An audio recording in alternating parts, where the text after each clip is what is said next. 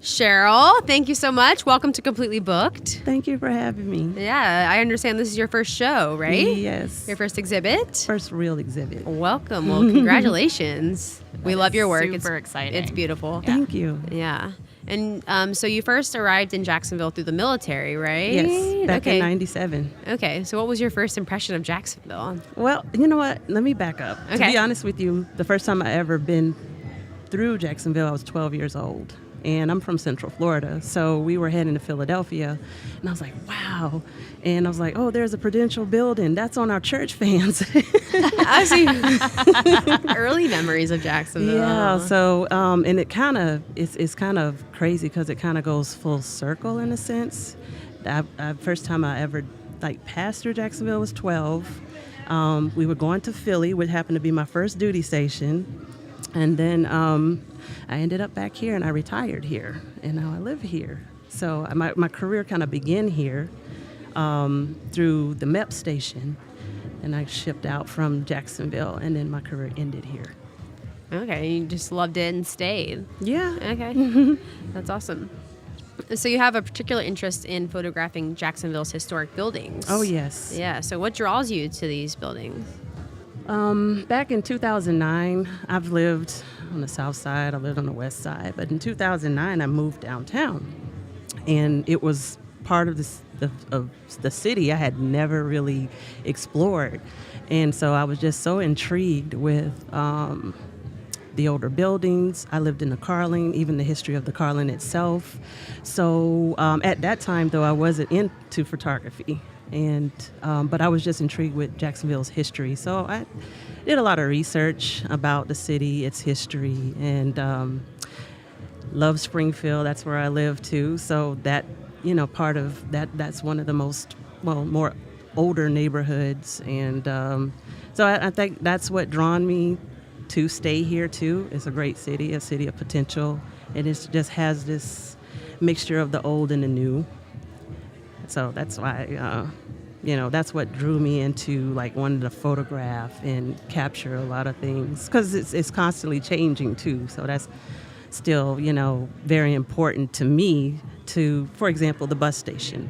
Mm-hmm. That's where I left to go to Orlando, but now it's no longer the bus station. You have another location now. So those things kind of, for me is nostalgic and kind of like record keeping in a sense.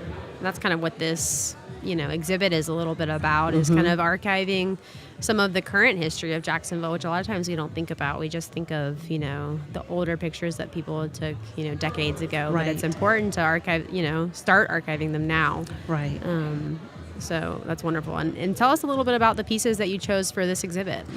Well, the pieces, the black and whites, there's 5 black and whites, and there's 1 in color, which is the 16 by 20 of the Main Street Bridge.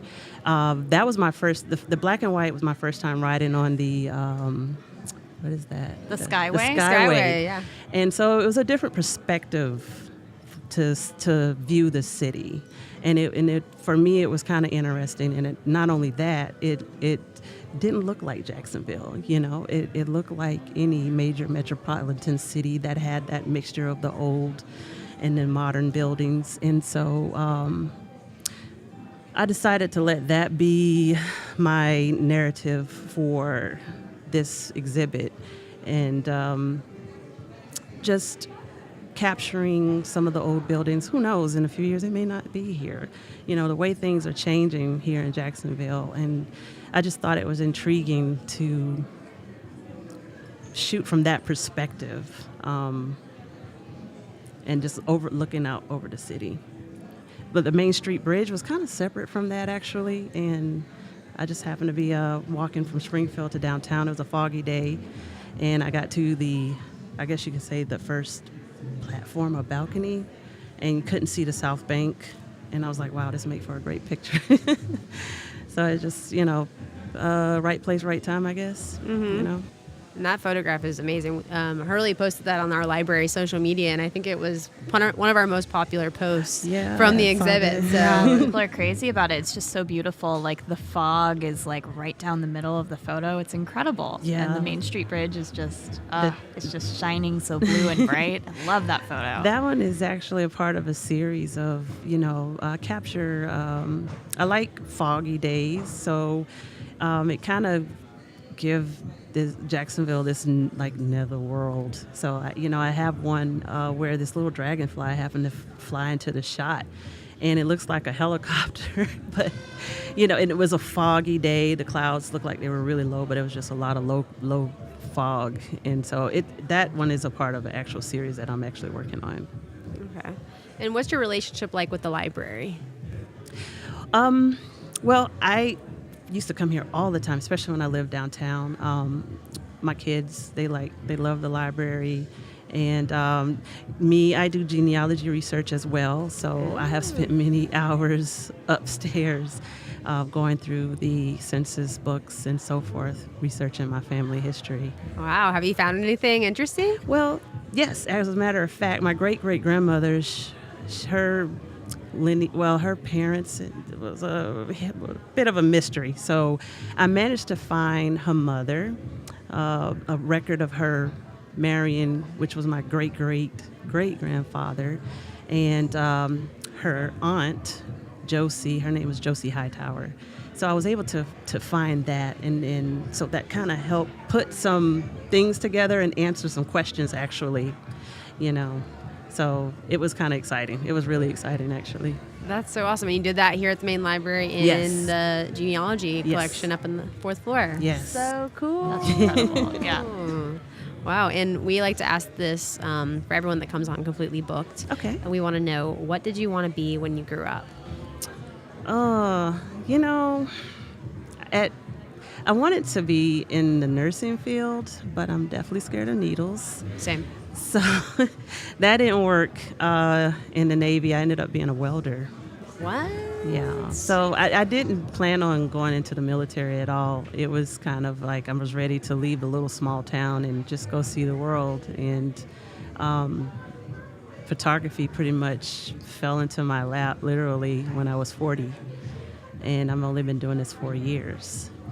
And there was a friend of mine that gave me an actual camera. She gave me a DSLR. That was my first DSLR. And from that point on, I said, okay, I'm going to go to school for this. And I started school, went for 2 years, had to drop out because of my husband's health. And but I still pushed and very passionate and still want to pursue this forever if I can. Yeah. Well, you're definitely on the right path. Your work in the exhibit is beautiful. Thank you. And are the cameras yours? Yes, that's Okay. my camera collection. And you have a camera collection on display here. Tell us about that. How did you collect all of those cameras? To be a mate. Actually, some of them, I actually had old shipmates that seen my work online and say, hey, I got something for you. Send me your address. And this was during a time like I was struggling, like I was ready to give it up.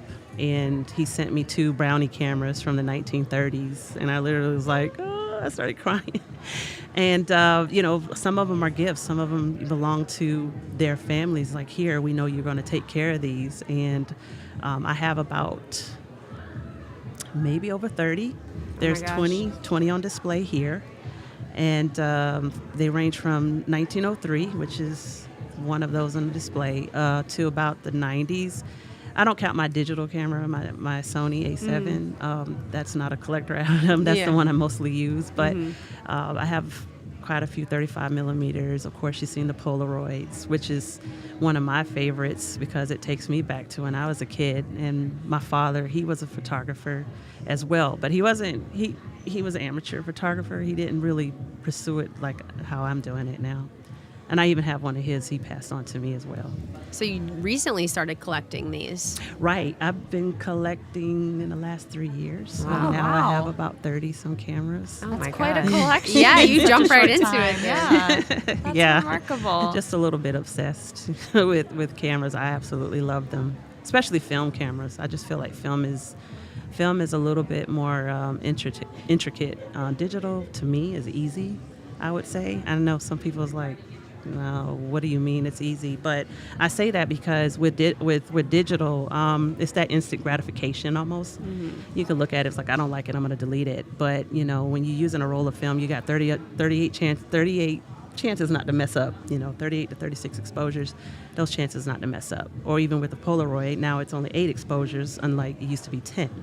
So you really have to push yourself to, understand lighting, composition, look in your viewfinder, and capture what it is that you're trying to capture. Yeah. Well, it's so cool having so many vintage cameras here in our photography exhibit. So thank you for loaning those to us. We appreciate it. Will those be here for the entirety of the exhibit through Yes. October 21st? Yes. Awesome. As long as you guys would like to have them here. Yeah.